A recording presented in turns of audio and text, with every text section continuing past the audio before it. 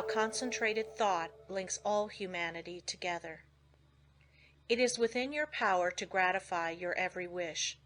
Success is the result of the way you think. I will show you how to think to be successful. The power to rule and attract success is within yourself. The barriers that shut these off from you are subject to your control. You have unlimited power to think, and this is the link that connects you with your omniscient source.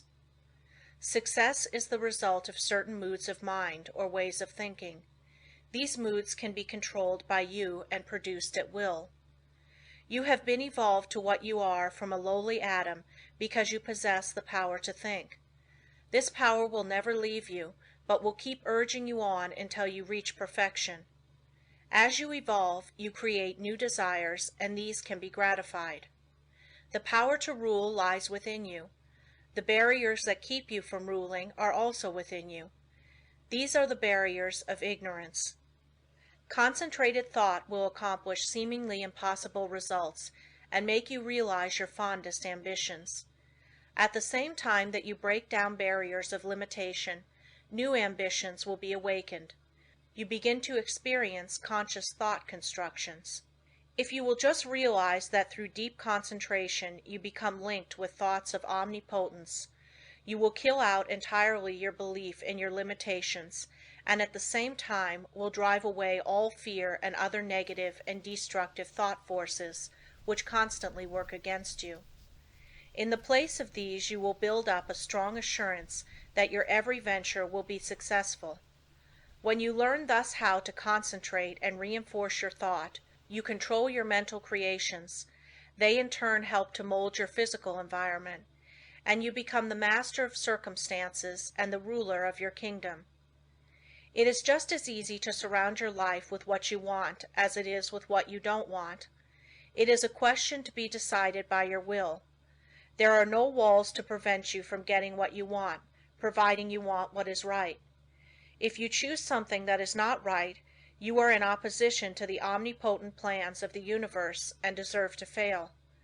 But if you will base your desires on justice and goodwill, you avail yourself of the helpful powers of universal currents, and instead of having a handicap to work against, can depend upon ultimate success, though the outward appearances may not at first be bright. Never stop to think of temporary appearances, but maintain an unfaltering belief in your ultimate success. Make your plans carefully, and see that they are not contrary to the idea of universal justice. The main thing for you to remember is to keep at bay the destructive and opposing forces of fear and anger and their satellites. There is no power so great as the belief which comes from the knowledge that your thought is in harmony with the divine law of thought and the sincere conviction that your cause is right. You may be able seemingly to accomplish results for a time, even if your cause is unjust, but the results will be temporary, and in time you will have to tear down your thought edifice and build on the true foundation of right. Plans that are not built on truth produce discordant vibrations and are therefore self-destructive. Never try to build until you can build right. It is a waste of time to do anything else. You may temporarily put aside your desire to do right, but its true vibrations will interfere with your unjust plans until you are forced back into righteous paths of power. All just causes succeed in time, though temporarily they may fail. So if you should face the time when everything seems against you, quiet your fears, drive away all destructive thoughts, and uphold the dignity of your moral and spiritual life. Where there is a will, there is a way. The reason this is so is that the will can make a way if given the chance to secure the assistance of aiding forces. The more it is developed, the higher the way to which it will lead. When everything looks gloomy and discouraging, then is the time to show what you are made of, by rejoicing that you can control your moods by making them as calm, serene, and bright as if prosperity were yours. Be faithful in sowing the thought seeds of success, and perfect trust that the sun will not cease to shine and bring a generous harvest in one season. It is not always necessary to think of the success of a venture when you are actually engaged in it. For when the body is inactive, the mind is most free to catch new ideas that will further the opportunity you are seeking. When you are actually engaged in doing something, you are thinking in the channels you have previously constructed, and the work does not have to be done over again. When you are in a negative mood, the intuitions are more active, for you are not then controlling your thoughts by the will. Everything we do should have the approval of the intuition. When you are in a negative mood, you attract thoughts of similar nature through the law of affinity. That is why it is so important to form thoughts of a success nature to attract similar ones. If you have never made a study of this subject, you may think this is all foolishness, but it is a fact that there are thought currents that unerringly bring thoughts of a similar nature. Many persons who think of failure actually attract failure by their worries, their anxieties, their overactivity. These thoughts are bound to bring failure. When you once learn the laws of thought and think of nothing but good, truth, success, you will make more progress with less effort than you ever made before. There are forces that can aid the mind that are hardly dreamed of by the average person. When you learn to believe more in the value of thought and its laws, you will be led aright and your business gains will multiply. The following method may assist you in gaining better thought control. If you are unable to control your fears, just say to your faulty determination, "Do not falter or be afraid, for I am not really alone. I am surrounded by invisible forces that will assist me to remove the unfavorable appearances."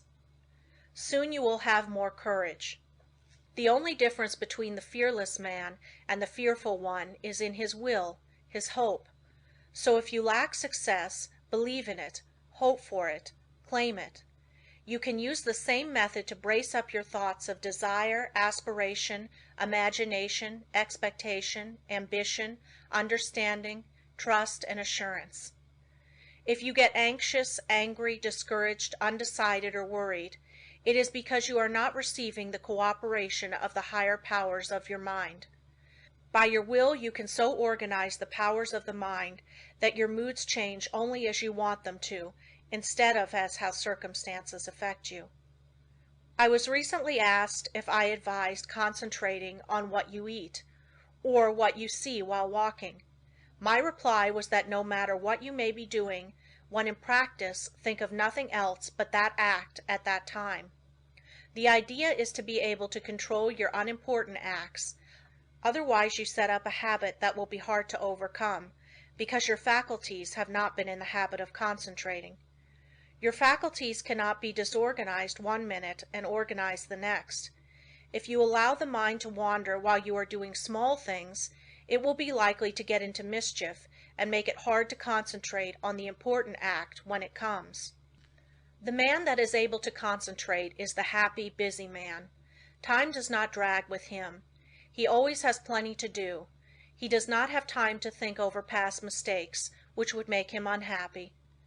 If despite our discouragement and failures we claim our great heritage, life and truth and force, like an electric current, will permeate our lives until we enter into our birthright in eternity.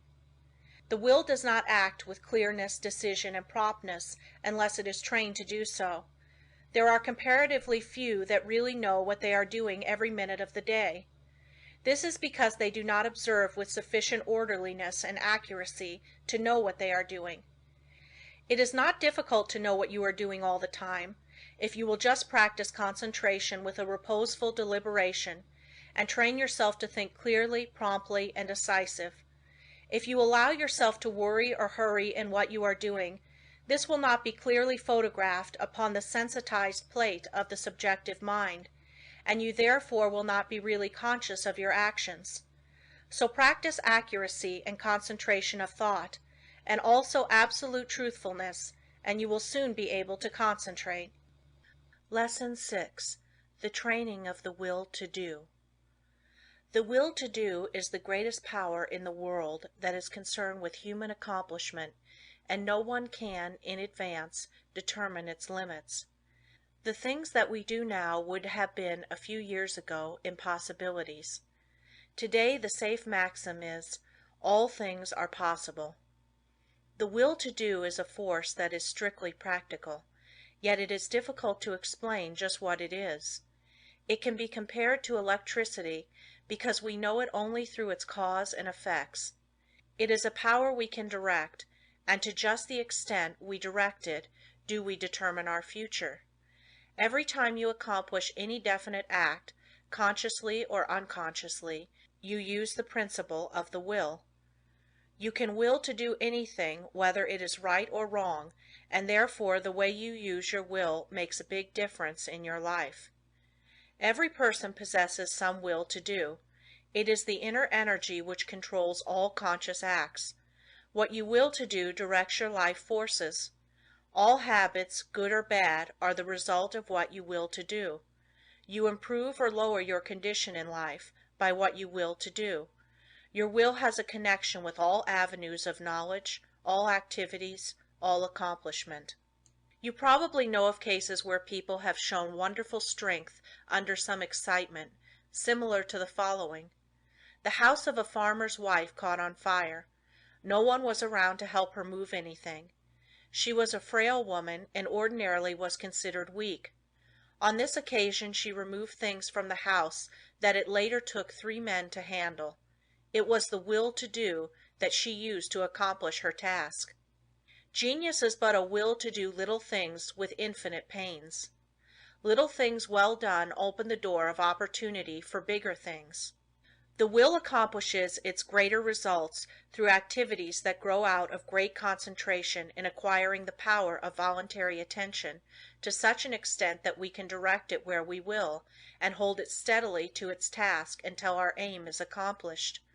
When you learn so to use it, your willpower becomes a mighty force.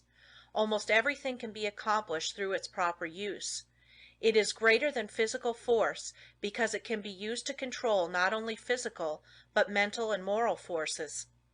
There are very few that possess perfectly developed and balanced willpower, but those who do easily crush out their weak qualities. Study yourself carefully. Find out your greatest weaknesses and then use your willpower to overcome it. In this way eradicate your faults one by one until you have built up a strong character and personality. Rules for improvement. A desire arises.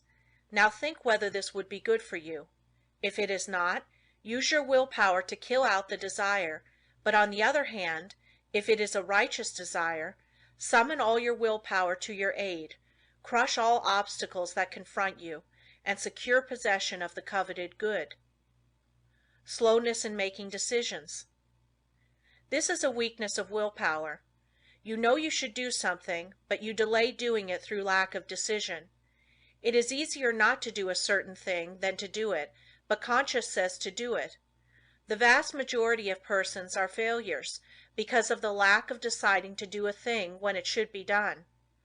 Those that are successful have been quick to grasp opportunities by making a quick decision. This power of will can be used to bring culture, wealth, and health. Some special pointers. For the next week, try to make quicker decisions in your little daily affairs.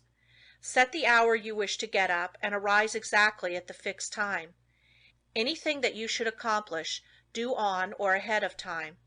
You want, of course, to give due deliberation to weighty matters, but by making quick decisions on little things, you will acquire the ability to make quick decisions in bigger things. Never procrastinate. Decide quickly one way or the other, even at the risk of deciding wrong. Practice this for a week or two and notice your improvement. The lack of initiative. This too keeps many men from succeeding. They have fallen into the way of imitating others in all that they do. Very often we hear the expression, "He seems clever enough, but he lacks initiative." Life for them is one continuous grind. Day after day they go through the same monotonous round of duties, while those that are getting along are using their initiative to get greater fullness of life. There is nothing so responsible for poverty as this lack of initiative, this power to think and do for ourselves. You are as good as anyone. You have willpower, and if you use it, you will get your share of the luxuries of life. So use it to claim your own. Don't depend on anyone else to help you. We have to fight our own battles. All the world loves a fighter, while the coward is despised by all. Every person's problems are different, so I can only say, analyze your opportunities and conditions and study your natural abilities. Form plans for improvement and then put them into operation. Now, as I have said before, don't just say, I'm going to do so and so, but carry your plan into execution. Don't make an indefinite plan, but a definite one, and then don't give up until your object has been accomplished. Put these suggestions into practice with true earnestness, and you will soon note astonishing results, and your whole life will be completely changed. An excellent motto for one of pure motives is, "Through my willpower I dare do what I want to." You will find this affirmation has a very strengthening effect. The spirit of perseverance.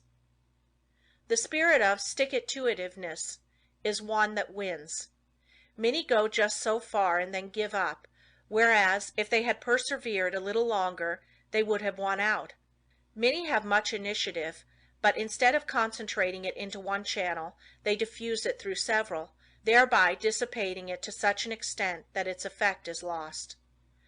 Develop more determination, which is only the will to do, and when you start out to do something, stick to it until you get results. Of course, before starting anything, you must look around and see what the finish leads to. You must select a road that will lead to somewhere, rather than nowhere. The journey must be productive of some kind of substantial results. The trouble with so many young men is that they launch enterprises without any end in sight. It is not so much the start as the finish of a journey that counts. Each little move should bring you nearer the goal which you planned to reach before the enterprise began.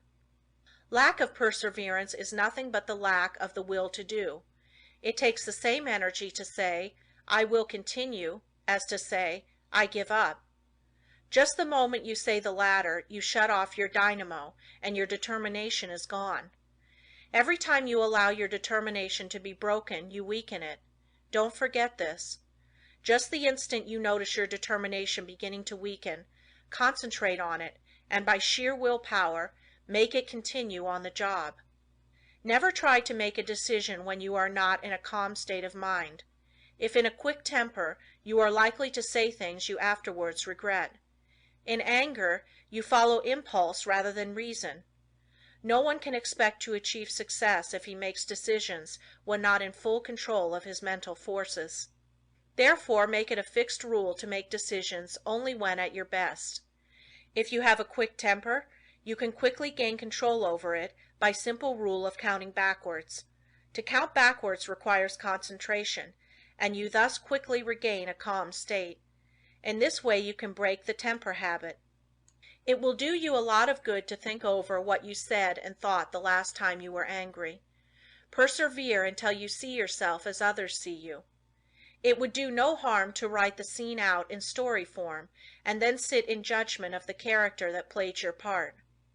Special instructions to develop the will to do. This is a form of mental energy, but requires the proper mental attitude to make it manifest. We hear of people having wonderful willpower, which is really wrong. It should be said that they use their willpower, while with many it is a latent force. I want you to realize that no one has a monopoly on willpower. There is plenty for all. What we speak of as willpower is but the gathering together of mental energy, the concentration power at one point. So never think of that person as having a stronger will than yours. Each person will be supplied with just that amount of willpower that he demands. You don't have to develop willpower if you constantly make use of all you have, and remember the way in which you use it determines your fate, for your life is molded to a great extent by the use you make of your will. Unless you make proper use of it, you have neither independence nor firmness. You are unable to control yourself and become a mere machine for others to use. It is more important to learn to use your will than to develop your intellect. The man that has not learned how to use his will rarely decides things for himself, but allows his resolutions to be changed by others. He fluctuates from one opinion to another, and of course does not accomplish anything out of the ordinary, while his brother with the trained will takes his place among the world's leaders.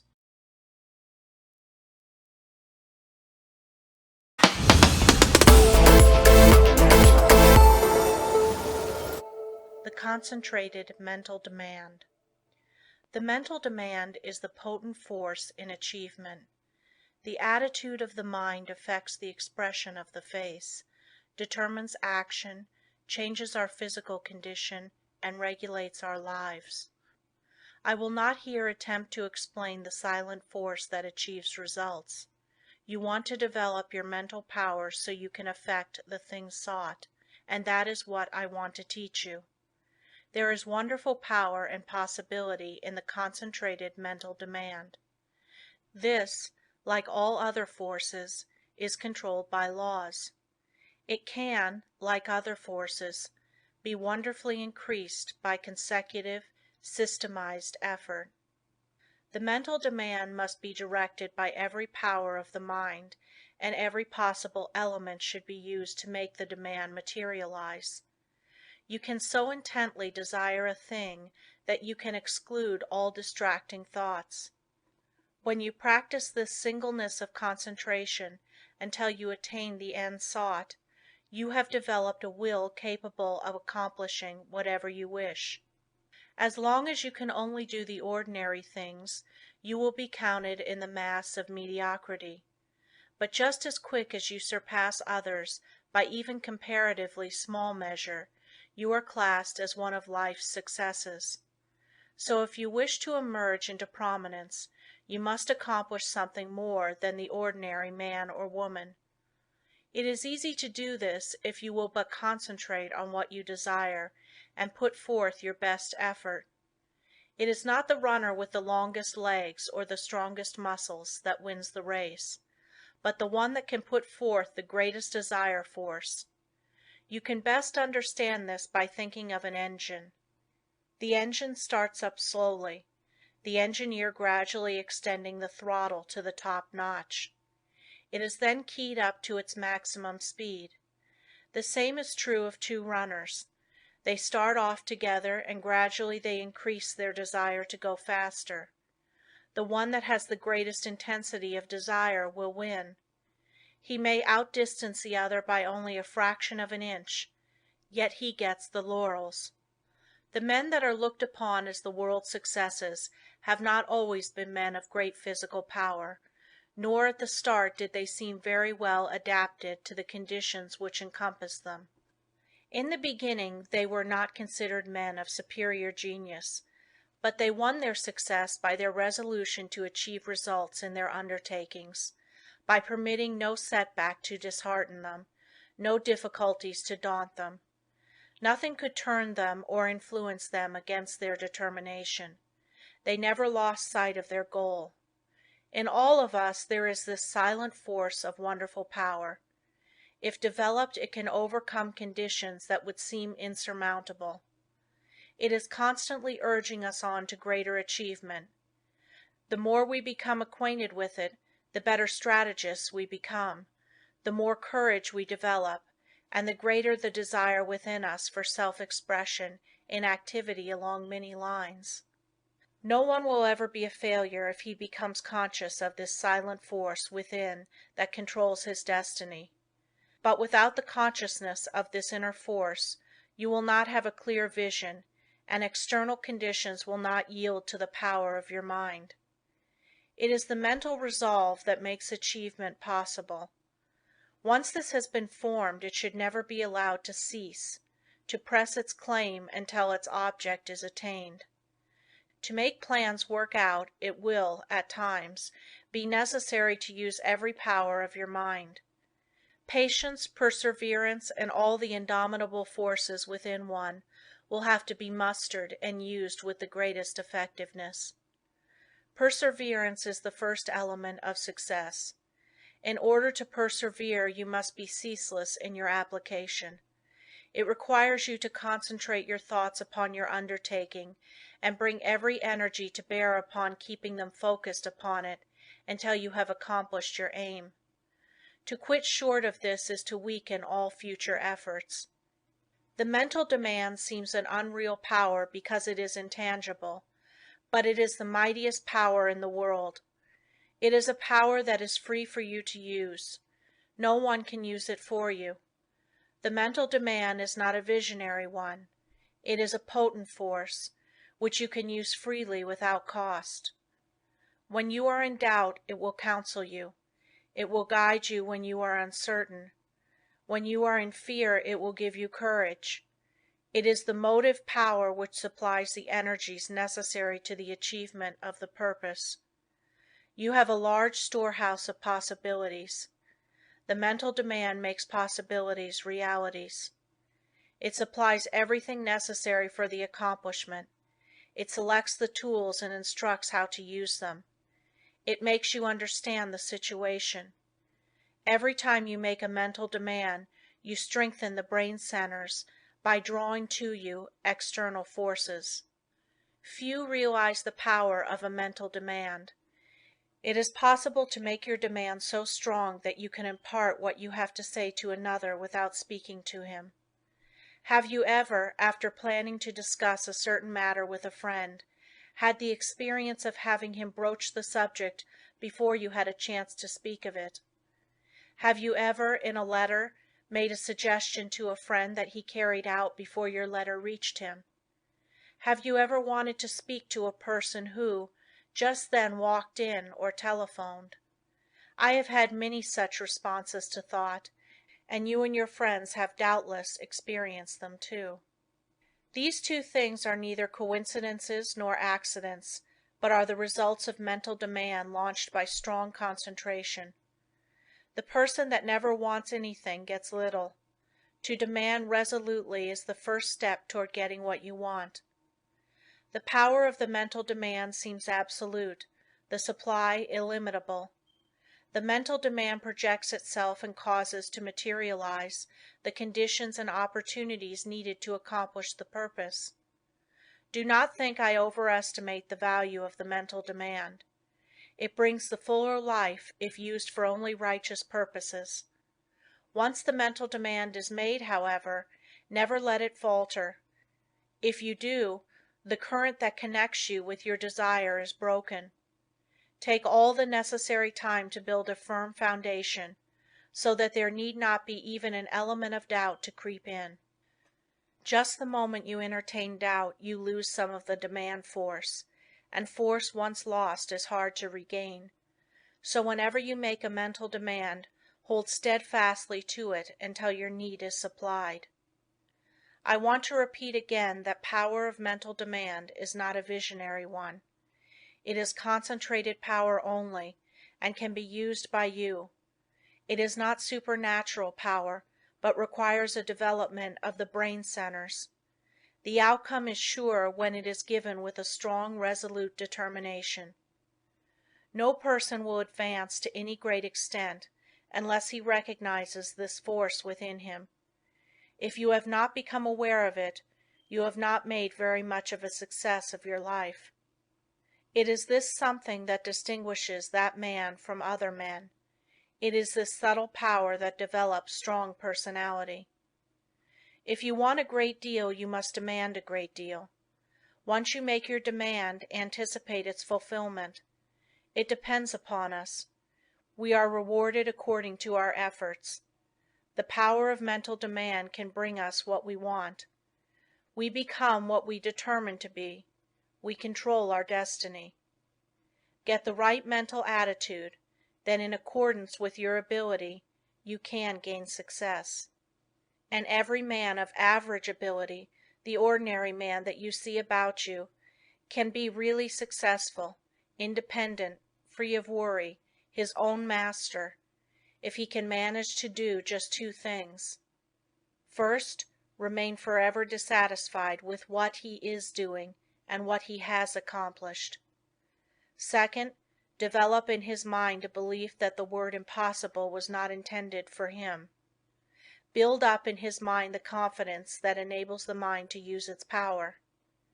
Many, especially the older men, will ask, "How can I build up that self-confidence in my brain? How can I, after months and years of discouragement, of dull plodding, suddenly conceive and carry out a plan for doing something that will make life worth while and change the monotonous routine? How can a man get out of a rut after he has been in it for years and has settled down to the slow jog trot that leads to the grave?" The answer is the thing can be done, and millions have done it. One of the names most honored among the great men of France is that of Littre, who wrote and compiled the great French dictionary, a monument of learning. He is the man whose place among the 40 immortals of France was taken by the great Pasteur when the latter was elected to the Academy. Littre began the work that makes him famous when he was more than 60 years old. Lesson 8. Concentration gives mental poise. You will find that the man that concentrates is well poised, whereas the man that allows his mind to wander is easily upset.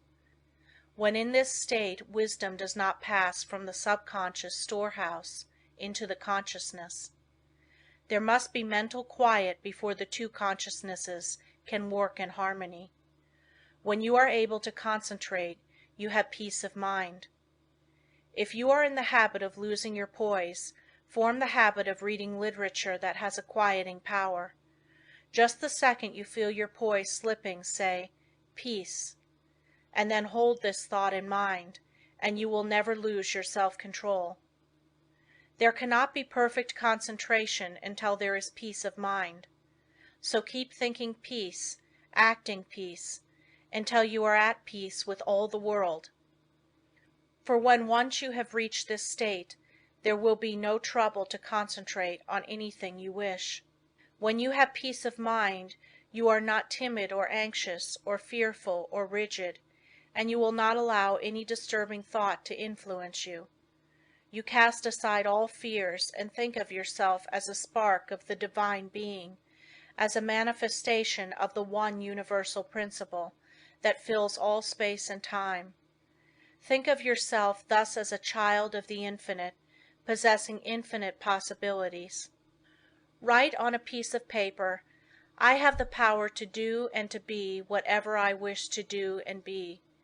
Keep this mentally before you, and you will find the thought will be of great help to you. The mistake of concentrating on your business while away. In order to be successful today, you must concentrate, but don't become a slave to concentration and carry your business cares home. Just as sure as you do, you will be burning the life forces at both ends, and the fire will go out much sooner than was intended. Many men become so absorbed in their business that when they go to church they do not hear the preacher because their minds are on their business. If they go to the theater they do not enjoy it because their business is on their minds. When they go to bed they think about business instead of sleep, and wonder why they don't sleep. This is the wrong kind of concentration and is dangerous. It is involuntary. When you are unable to get anything out of your mind it becomes unwholesome, as any thought held continuously causes weariness of the flesh. It is a big mistake to let a thought rule you instead of ruling it. He who does not rule himself is not a success. If you cannot control your concentration, your health will suffer. So never become so absorbed with anything that you cannot lay it aside and take up another. This is self-control. Concentration is paying attention to a chosen thought. Everything that passes before the eye makes an impression on the subconscious mind, but unless you pay attention to some certain thing, you will not remember what you saw. For instance, if you walk down a busy street without seeing anything that attracted your particular attention, you could not recall anything you saw. So you see only what attracts your attention. If you work, you only see and remember what you think about. When you concentrate on something, it absorbs your whole thought. Self-study valuable. Everyone has some habits that can be overcome by concentration. We will say, for instance, you are in the habit of complaining or finding fault with yourself or others, or imagining that you do not possess the ability of others, or feeling that you are not as good as someone else, or that you cannot rely on yourself, or harboring any similar thoughts or thoughts of weakness. These should be cast aside, and instead thoughts of strength should be put in their place. Just remember, every time you think of yourself as being weak, in some way you are making yourself so by thinking you are. Our mental conditions make us what we are. Just watch yourself and see how much time you waste in worrying, fretting, and complaining. The more of it you do, the worse off you are. Just the minute you are aware of thinking a negative thought, immediately change to a positive one. If you start to think of failure, change to thinking of success. You have the germ of success within you. Care for it the same as the setting hen broods over the eggs, and you can make it a reality.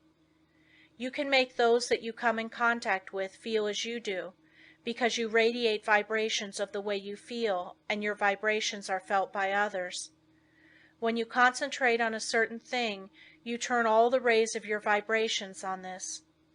Thought is the directing power of all life's vibrations.